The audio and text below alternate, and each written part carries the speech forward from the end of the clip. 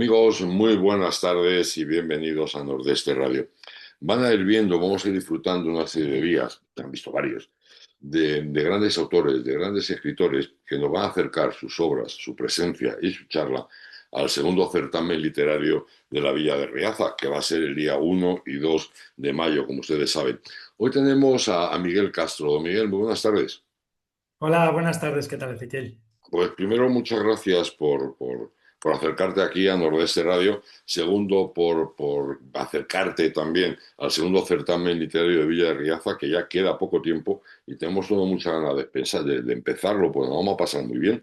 Y vamos, si quieres, adelantar un poco y adelantar a nuestros oyentes quién eres y qué has hecho y todo lo que te queda por hacer. Tienes dos libros ahora mismo, además dos libros totalmente distintos, que es fabuloso. Sí, El sí, primero sí. es Despertarán mañana. Ujú. ¿Qué nos cuentan Despertarán mañana? Bueno, lo primero, Ezequiel, me encantaría, pues eso, bueno, agradecer, por supuesto, al certamen literario de Riaza el que haya, bueno, pues tenido el detallazo eh, de invitarme a un evento tan bonito, reunirme con escritores, algunos de ellos muy buenos amigos, y conocer a otros nuevos, aparte de, por supuesto, a los organizadores y los lectores, cosa que yo creo que es una de las cosas más bonitas, ¿no? El conocer a gente, a futuros lectores, y yo como lector además también me hace especial ilusión también conocer a otros autores. Y bueno, respondiendo a tu pregunta, bueno, pues la primera novela, esa fue mi primera novela, se llama Despertarás mañana, que es una novela de corte histórico, es una historia novelada y, bueno, con la que la verdad es que estoy, bueno, me adentré en el mundo literario ya desde el otro lado, ¿no? No, siempre he sido un super lector y sigo siéndolo, me considero un super lector y me adentré en el 2021, en plena pandemia además, que yo creo que, bueno, pues una época, es curioso porque siempre lo comento en las entrevistas que en los momentos de, bueno, pues de incertidumbre, de crisis, siempre aflora, bueno, pues el arte, las ciencias, o sea, en todas las épocas, el desastre del 98, cuando estaba cayendo el Imperio Español, pues siempre pues, han sido épocas en las que bueno, pues los artistas o la gente ha sacado pues, las mejores obras, ¿no? Los del 27 también, de la generación del 27, todas las de después de la Guerra Civil. Y yo creo que también la época de la pandemia nos ayudó a sacar también, a aflorar esa parte, esa vena artística, ¿no? Y ahí pues parí, digamos, mi primera novela, que es eso, Despertarás mañana, que es una novela que se desarrolla desde principios del siglo XX hasta mediados, digamos, del siglo XX. Pues abarca fundamentalmente desde la guerra de África, digamos, hasta el final de la guerra civil. No es una novela de guerra, sino, yo siempre lo digo, es una novela de personas, ¿no? Unas personas, unas generaciones que fueron las de nuestros abuelos, nuestros padres, a las que les tocó vivir una etapa que a pesar de la cantidad de libros que se han escrito, yo creo que sigue siendo una gran cuenta pendiente para la historia de España.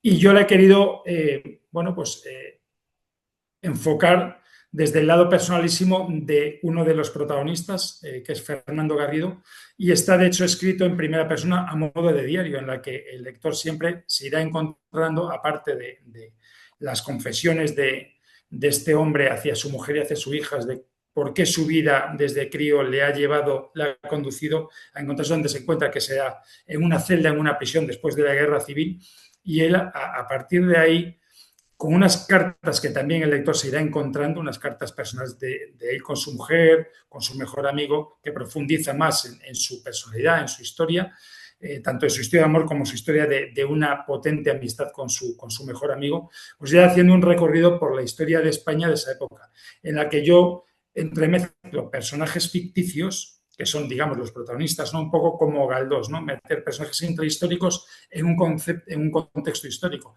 con personajes que sí existieron. De hecho, bueno, pues sale desde pues el general Silvestre, Manuel Azaña, Companys, bueno, muchísimos personajes históricos que interactúan con los personajes ficticios, y yo creo que le dan también una potencia a la novela muy, muy interesante. Es eso. Sobre todo, yo siempre digo que es una historia de amor hacia los seres humanos, o sea, amor entre seres humanos.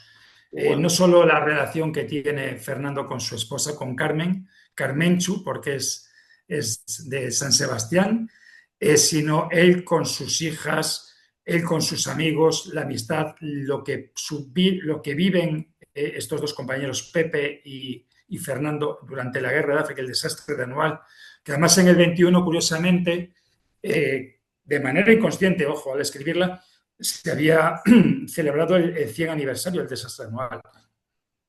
Como esa etapa de la historia de España no solo marcó a los que lo vivieron, sino a la gente que estaba en España esperando, desde madres, padres, mujeres, hijos, hermanos, ¿no? Y como eso, pues esa época tan sangrienta, tan convulsa para España, bueno, pues fue derivando hasta llegar a la guerra, hasta la República, con la caída de la monarquía, la República y luego pues el enfrentamiento civil que curiosamente y muy dramáticamente enfrentó en dos bandos a personas que ya habían llegado a combatir codo con codo durante la guerra de África, ¿no? Es una cosa que a mí realmente siempre, desde muy joven, me impresionó, ¿no? Y fue una novela que yo llevaba muchísimo tiempo en mi cabeza y que pues en la época de la pandemia, pues prácticamente 12 años, desde que hasta que me decidí, digamos, a plasmarla, ¿no?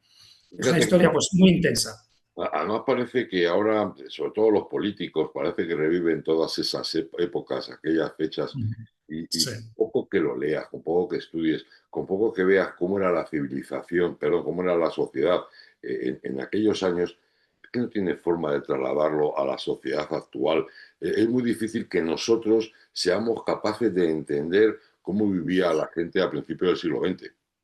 Sin duda, sin duda. De hecho, yo siempre, junto bueno, a un gran amigo que también bueno, pues es una persona muy aficionada a la historia, un magnífico comunicador, que es Joaquín Rivera Chamorro, siempre decimos que hay que tratar de ponerse en las botas o en las gafas de esas personas que vivieron esa época. Es muy difícil eso, desde la comodidad de nuestro sofá, de nuestra paz, gracias a Dios, de la paz social, de nuestra comodidad y de ponernos y juzgar, tratar de juzgar una época que era absolutamente diferente a la nuestra, con una mentalidad además absolutamente diferente. Y luego, en lo que yo además me alegro que me comentes esto, porque yo en esta novela es muy complicado, pero he tratado de mantenerme en una neutralidad en el sentido de yo he querido ver a las personas, no a los bandos.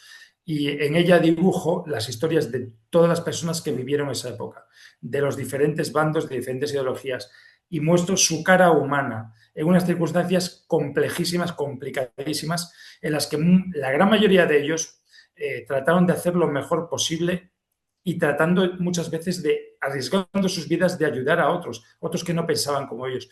Porque es una cosa que muchas veces tendemos a olvidar.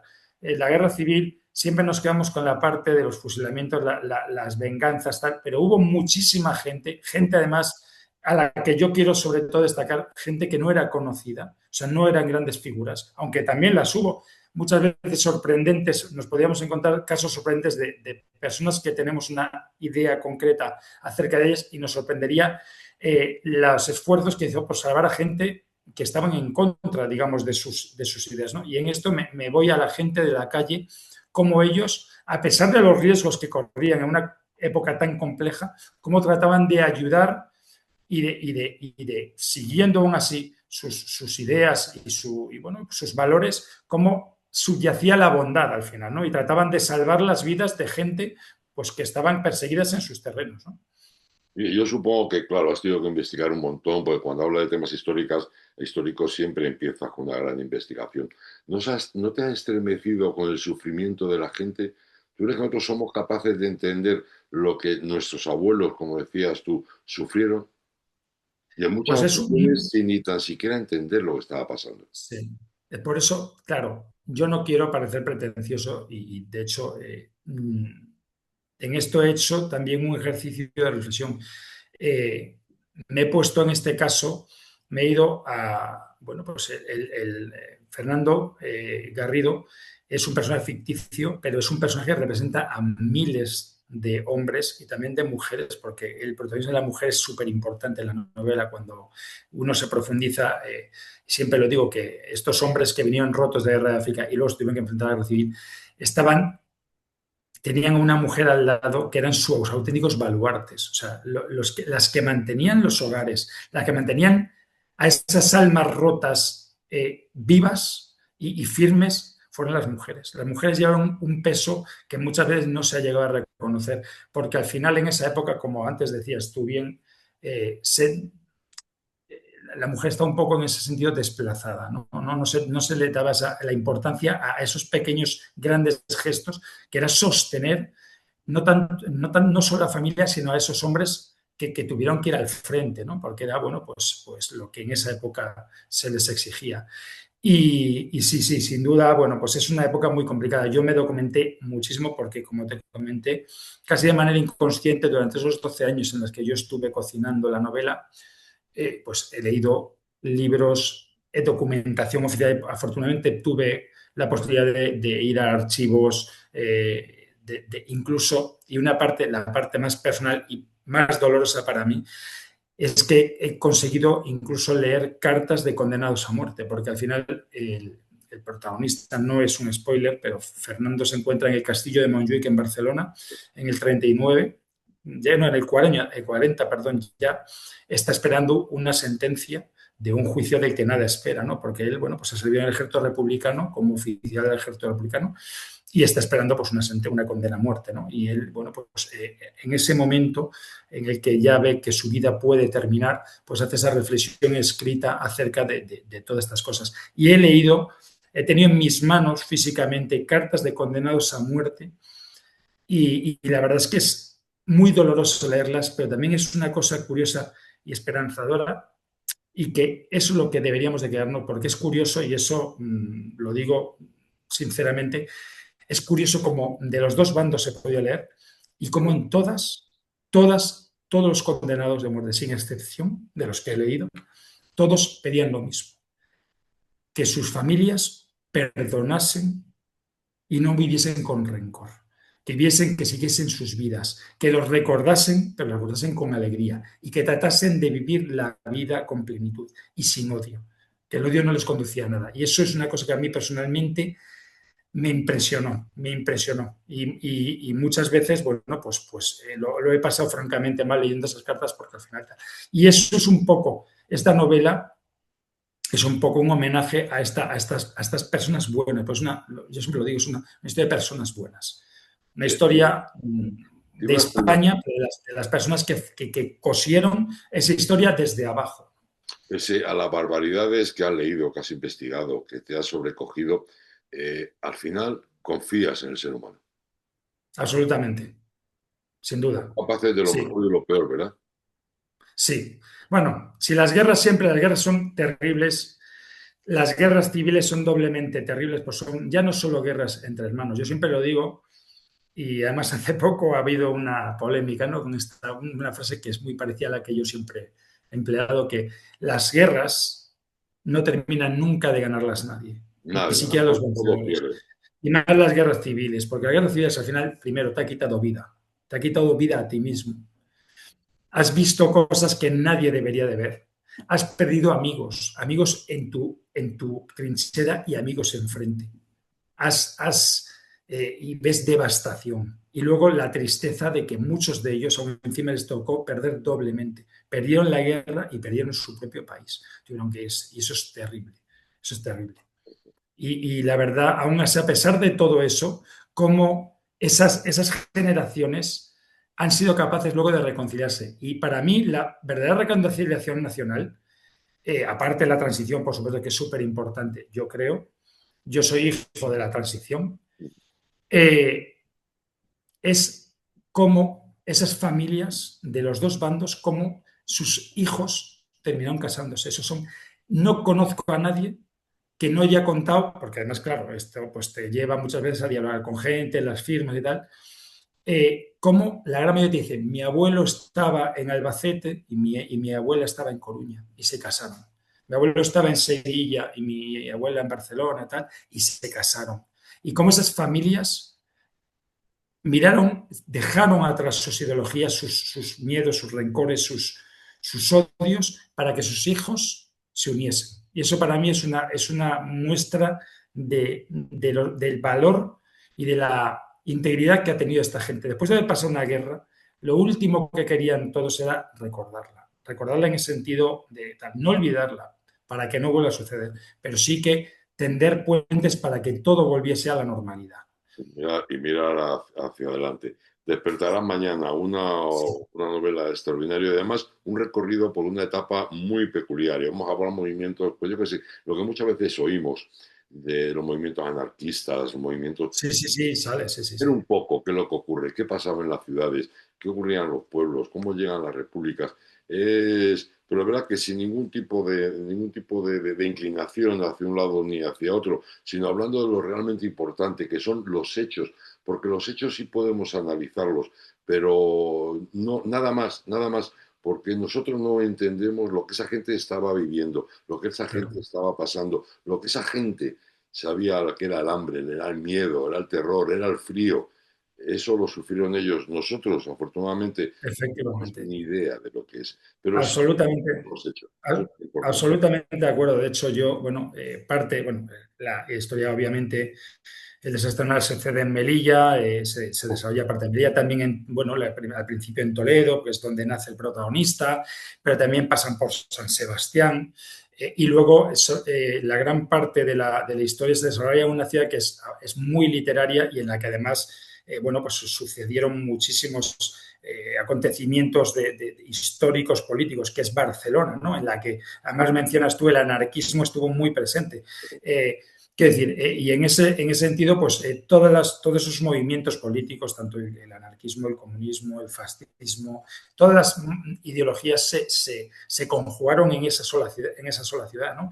Y ahí sí que es yo creo que Barcelona en ese sentido es un espejo perfecto, es el entorno perfecto para poder explicar esa olla a presión en la que se desarrolló pues los sucesos que fueron pasando, ¿no? Cómo explotó Una todo. violencia social extraordinaria, ¿no? Sí, sí, sí, sí, sí, sí, sí. De hecho, bueno, yo tengo entre mis proyectos futuros también volver a, digamos, esa etapa desde otra perspectiva y en la que sí que también profundizaré sobre especialmente el tema del anarquismo, el pistolerismo y bueno, y tal. Siempre eso, desde lo que dices tú, la vertiente humana. Nosotros, como es que me ha encantado lo que has dicho porque eh, nosotros podemos analizar los hechos, pero no los sentimientos. Nadie puede analizar sentimientos. Y menos los sentimientos de una persona en un contexto histórico, en un contexto social, en un contexto ideológico e intelectual absolutamente diferente al nuestro. Porque es que lo que pasaba en esa época, lo que decías tú, la pobreza, eh, el obrerismo, cómo se concebía, el caciquismo, quiere decir, o sea, uno no se hacía anarquista porque era un movimiento que estaba, voy a mi casa, me pongo una camiseta, o uno que se ponía la camisa azul. O sea, todo esto viene influido por una serie de cada uno de vivencias, de carencias, de valores, de aprendizajes en las que le conducían a un lado o a otro. O sea, y es así. Lo que tenemos nosotros que creo, y no es el objetivo de la novela, pero sí que creo que debemos de aprender de nuestros errores, de los que son los errores de nuestros abuelos, de nuestros bisabuelos, tal, pero también analizarlos y tratar de huir de esos conceptos absolutamente que los condujeron.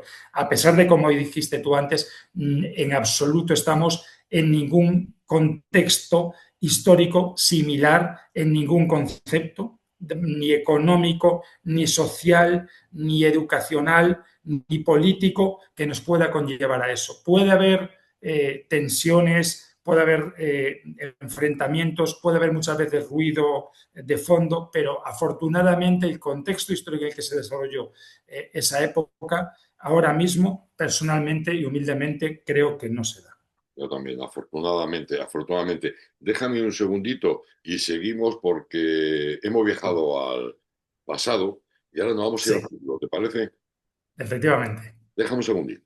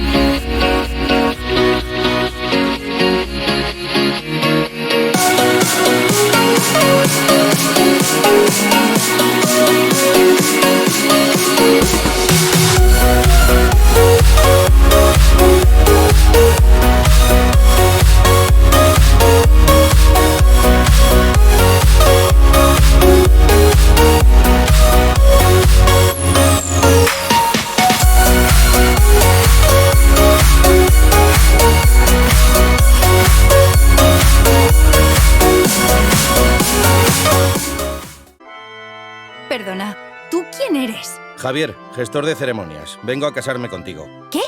¿Y Carlos, mi novio? Carlos no asiste a ceremonias. Es el procedimiento.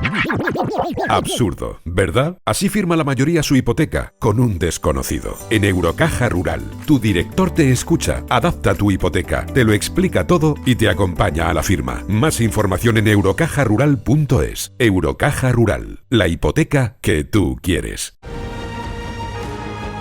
Riaza es patrimonio. Es cultura. Es gastronomía. Es deporte, es naturaleza. Riaza es vida. Ven y disfrútala. Riaza, el pueblo más sano. Bueno, y seguimos, Miguel. Ahora nos vamos a ir para adelante con otra novela. A mí que me parece fascinante el que un escritor, como es tu caso, pueda escribir cosas tan distintas. Cosas tan distintas. Ahora nos vamos a tu segunda obra, que es Los que ya no están. Los que ya no están. Los Sí, que sí. ya no están. ¿Y qué nos cuentas en Los que ya no están? O sea, Bueno, pues como bien comentas, estamos Ezequiel, avanzando mucho en los años. pero mucho, mucho. Es curioso porque casi como un reto personal, porque es verdad lo que te decía, esta novela Despertar es mañana fue un proyecto a largo plazo en el que me consumió mucho en el sentido anímico casi, porque es una historia, pues, bueno, no tanto dolorosa, pero sí muy intensa, muy personal, ¿no? Y, y quería un poco demostrarme a mí mismo, quizás una jugada arriesgada, pero al final la escritura es una pasión, ¿no? Y quise demostrarme a mí mismo también que era capaz de escribir otra cosa que no fuera histórica. A mí, mi fuerte creo que es el histórico. Pero me encanta todo tipo de lectura, desde la narrativa, todo, o sea, todo, el ensayo político, la historia, el cine, me gusta la música, y en este sentido, la novela negra. Y ahí, digamos, un poco conjugando eso, pues me condujo, bueno, pues a pensar, escribir una novela No negra. se te dio mal porque estuviste seleccionado en la categoría de mejor autor Nobel de novela negra 2025 en el certamen de Cartagena Negra. O sea que no es Sí, mal, sí, ni más ni menos. no es Ni mal. más, más que un certamen, vamos, súper importante en el panorama literario. Para mí fue un sorpresón porque joder, no se lo imagina, ¿no? Con tu primera novela negra, pues llegar pues a un certamen de novela negra, un premio tan importante, ¿no? Y para mí fue un privilegio. La verdad es que sí. Pues esta novela se desarrolla en el 2088. O sea, yo voy, digamos, a un futuro en el que hay, bueno, pues es una novela negra de corte clásico en el sentido de, bueno, pues esto pues un poco bebiendo de Juan Madrid o de Vázquez Montalbán, de nuestros clásicos, ¿no? Pero también de Dashiell Hammett, de James Ellroy, o sea, bebo de esas fuentes, ¿no? Del negro clásico, tanto patrio como de los extranjeros, en el sentido de, bueno, pues esa línea de, bueno, pues el clásico tipo duro pero con corazón, un investigador, con un pasado, una personalidad peculiar, pero con mucho sentido, digamos, moral, ¿no? Un sentido moral, y en el que, bueno, pues se desarrolla una serie de sucesos sangrientos, pero sobre todo a donde lo he querido meter en el 2088 de gente dirá, joder, pero la gente cuando digo un futuro histórico, la gente se imagina como casi Mad Max o Blade Runner, ¿no? Con coches volando, y no. Es un contexto histórico al que conduzco en el que, bueno, pues todo sigue muy parecido a lo de ahora en el sentido de que seguimos pues, a pie, hay vehículos, hay coches, en ese sentido es una vida prácticamente muy parecida, pero en el que sí que hay, bueno, pues una ruptura, una fractura social que va mucho más allá de lo físico. Ahí es donde entra la distopía, en la que, bueno, pues en este caso una España, un Madrid, bueno, casi gris, casi oscuro, en parte un poco apocalíptico.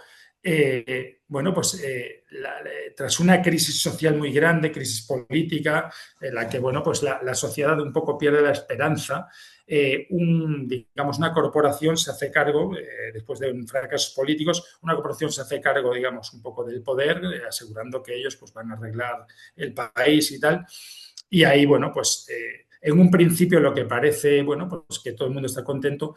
Esto ya también vivimos en un contexto que ya está pasando, que es en la obsesión por las redes sociales, un poco como George Orwell, ¿no? En 1984. Ese control social de las masas, todo el mundo un pensamiento monocolor, todos tenemos que cumplir unos objetivos, todos tenemos que ser lo más competitivos, la obsesión por el like, por la fama efímera, la primera impresión, el impacto, ¿no? Y tal, y donde se va perdiendo, obviamente, pues ese carácter humano, humanístico, el de la conversación, el de los encuentros, el de los abrazos. Cada vez la sociedad está más obsesionada, pues eso, con las redes sociales, y esa corporación aprovecha eso para hacer un auténtico lavado de cabeza.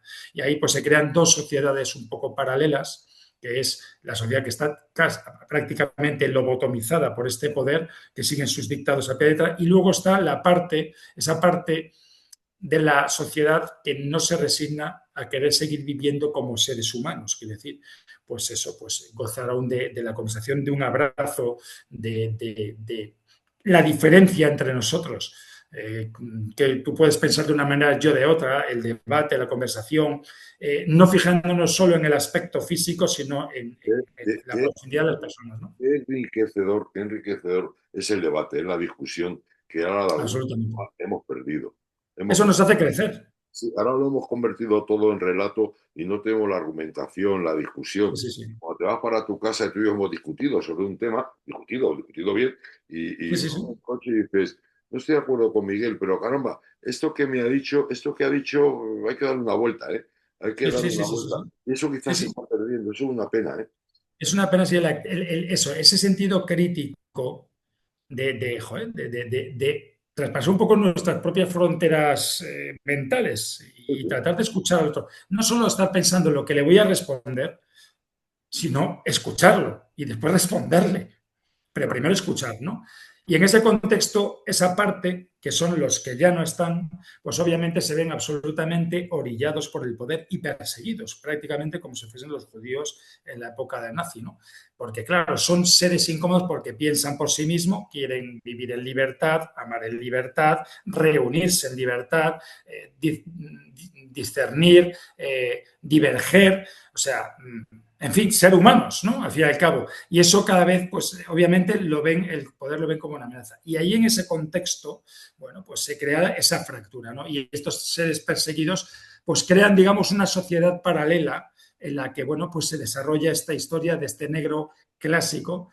Y hay un toque que a mí me gusta mucho, y por eso es en el 2088, porque hago un guiño a la época de los 80, la época de la movida, una época que muchas veces también es verdad que se ha sobrevalorado, pero es verdad que fue una época en la que se salió de una dictadura para entrar en una democracia y la gente entró con mucha ilusión y había un sentido crítico muchísimo más amplio. O sea, y se veía en muchísima más libertad, a pesar de que en los años 80 seguía habiendo pues, desde terrorismo a ruido de sables, a tiroteos, quiero decir, a unas amenazas que estaban ahí. Y sin embargo, la gente lo que quería era vivir en libertad y amar.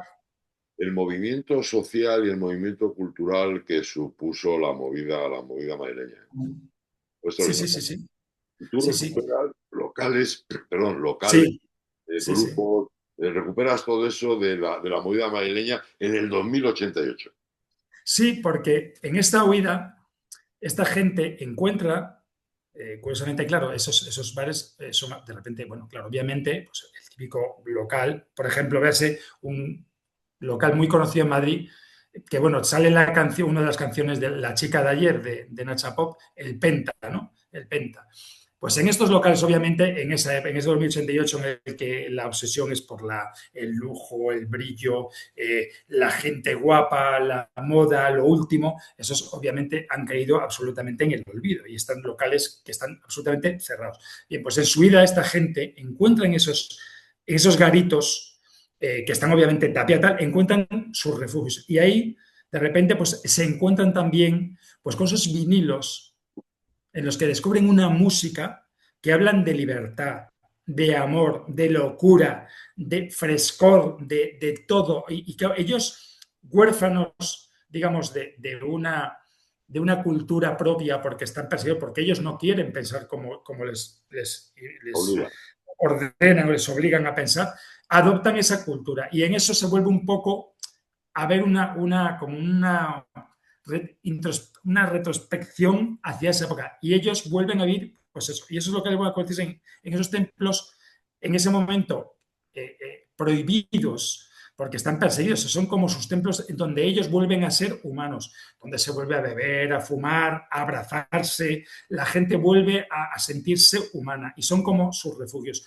Y ahí, pues bueno, una de las características de la novela que gusta mucho, que es, hay un código QR en el que salen, porque en la novela salen constantemente referencias a canciones de la época, pues desde Los Pistones, Nacha Pop, Los Secretos, El Leño, Luz Casal, Tino Casal, Sabina, Los Trogloditas, Alaska y Dinarama, bueno, los zombies, bueno, un recorrido, y esas canciones, Radio Futura, bueno, salen tanto en el código QR, que sale todo el listado de canciones que salen y algunas más, porque yo siempre, es verdad que siempre, tanto la primera como esta segunda novela, siempre escribo como la tercera que tengo ahí en el horno, siempre escribo con música. Me inspira muchísimo la música. Y ahí, pues esto es un activo más, un plus más de la novela que tiene banda sonora, ¿no? Y te vas encontrando las canciones que mencionan, pues entraron en el 20 y sonaba Jardín Botánico de Radio Futura. Pues la gente a lo mejor más joven o gente que no tal puede entrar en esa y escuchar esa canción, quiero decir, y además son canciones muy relacionadas con la historia. Ya puede ostentar el rango de música clásica, ¿eh? Sí, absolutamente. Pero es una música clásica muy actual, porque además es verdad que muchas veces cuando la escuchas dices, ahora esto ya no se puede cantar, esto está prohibido, esto no sé qué, porque es así, porque era muchísimo más libre, o sea, no trataban de ofender a nadie, no trataban ni siquiera, yo creo que de ser originales, sino de expresar pues lo que ellos sentían, o sea, y era una...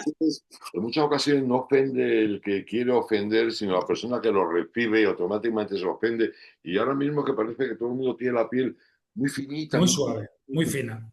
Muy finita. Sí, absolutamente. Sí. Y en este caso, además, en muchos casos, o sea, si tú rascas un poco detrás de las canciones, en todas esas canciones, cantadas algunas con mejor y con mejor, o sea, peor y mejor fortuna, porque había cantantes auténticamente terribles, pero sin embargo tenían muchísima gracia y las canciones eran buenísimas.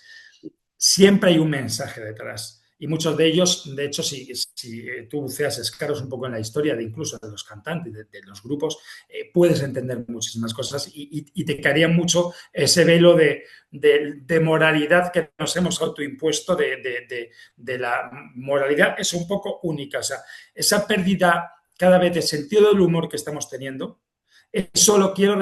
o sea, yo por eso lo llevo hasta el 2088, porque no quiero ponerlo en el 2032. Quiero hacer que ese proceso de laminación de la sociedad, de nuestra cultura, de nuestro sentido de la crítica, de la capacidad de escuchar, de entender a otra gente diferente a ti, se va laminando tanto que al final lo único que haces es reunirte con los que piensan como tú. Y al final, ¿qué nos convertimos? Pues en monolitos grupales en las que solo hay espacio tal. Y el que disiente desaparece. Por eso también se dicen los que ya no están. Porque es como un poco, yo muchas veces hago esa comparación, que nos habrá pasado a todos. Además, alguna vez tenemos la tía pandilla y estamos hablando de un tema de tal, y hay gente pues que es discordante en esa idea o en esas ideas o tal, y al final cada vez se van viendo más solidados hasta que, digamos, dejan de estar. Y muchas veces, pasó el tiempo, decimos, oye, ¿qué fue de Pepito, de Juanita? Porque al final los hemos ido orillando tanto que se han ido. Y hasta pasado cierto tiempo no nos damos cuenta de que al final inconscientemente los hemos ido expulsando de nuestro círculo, ¿no? Y esos son los que ya no están, ¿no? Esa sociedad, esas personas que por pensar diferente al final terminan siendo rechazadas en el grupo. Miguel, tenemos que dejarlo aquí, se nos acaba el tiempo. Ha sido un auténtico Bueno, placer estar contigo. igualmente, Estar hablando de tus 2 libros y nada, esperarnos y dentro de poco poder darnos un abrazo aquí en por Riesa supuesto. en el segundo certamen. ¿Eh? Pues nada, muchísimas gracias de verdad, Ezequiel, por esta conversación, que es lo que debe de ser. Y nada, nos vemos allí en Riaza. Yo feliz de veros y deseando veros a todos, a vosotros y a toda la gente que allí se anime a venir. Hablaremos de amigos, de literatura y de un lugar tan extraordinario como es Riaza y su comida. Precioso. Nos vemos. Muchas Un gracias. abrazo muy Un fuerte. abrazo fuerte. Hasta luego. Adiós.